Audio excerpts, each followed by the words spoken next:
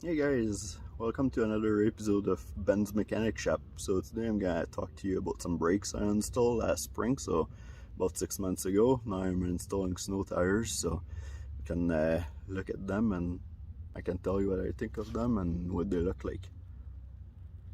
Those brakes actually really grab. I can't believe what a difference when I started to drive those compared to the OEM one. It was night and days.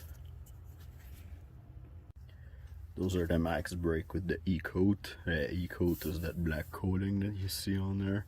So of course, as soon as you start using your brake, it's gonna take the coating out of the surface where the pads are touching, which smells for like maybe, I don't know, the first kilometer or so. You have to brake in those brakes, so you have to, there's a way that max brake recommend you to do. I think it's like 5 soft brake application and 5 hard brake application, but go on the website and double check that to make sure. But so that's what you're supposed to do to kind of like brake in the brake, and then to make sure that you remove that coating there so it actually grab good.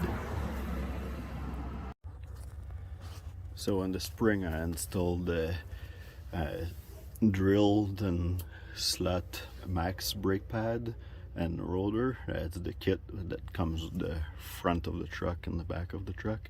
The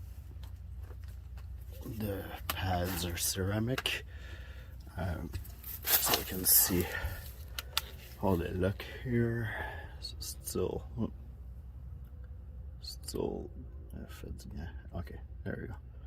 Still a lot of pads left. I don't know if we can see in here. Same for the back. So no ripples or nothing. It feels good on both sides. No rust build-up anywhere. It's look perfect. The holes in the groove are good. There's nothing chips or nothing like that. So I got another pickup truck, and I would absolutely use them on the other pickup truck as soon as I need brakes on there.